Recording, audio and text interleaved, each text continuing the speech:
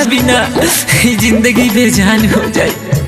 तुहार घर तो ससुराल बा, बाकी हमार घर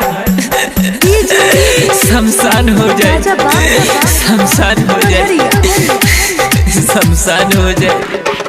हमके रोइबू ससुरा तू जाइबू,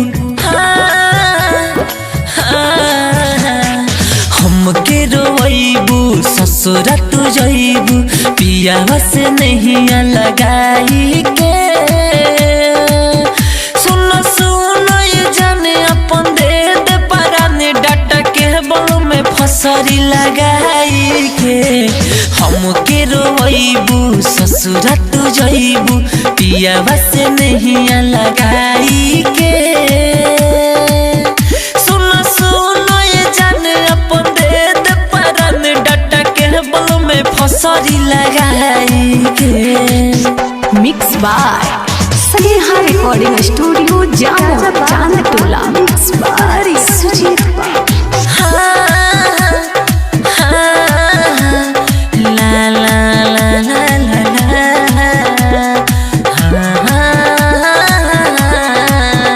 हमर जिंदगी कैसे कटी जब दिलवा दिल से हटी।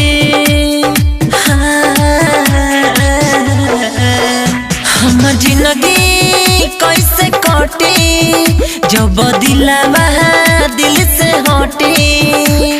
सस बन के धड़कते रहलू, हमारे लटू तड़पते रहलू।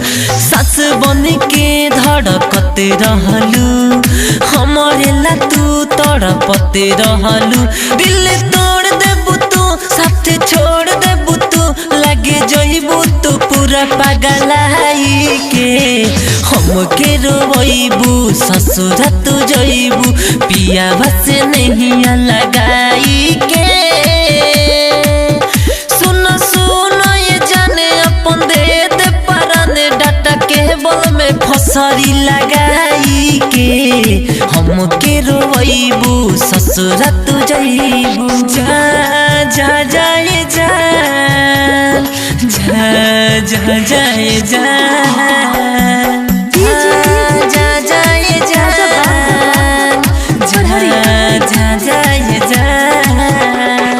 किस्मत हमार फूटी, हिने दुनिया मजा लूटी,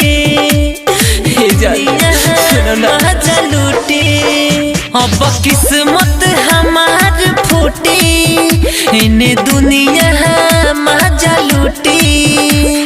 राइटर ममता जी ठीक कहली, रितेश बलमुआ के सरहली। राइटर ममता जी ठीक कहली, सुजीत बाबू के सरहली। राजा मुकेश सुदर्शन जी रह गइले पछताई के। हमके रोइबू ससुरा तू जइबू, पियावा से नहीं लगाई के। सुनो सुनो ये जाने अपन दे दे पराने डाटा के बल में फसरी लगाई के।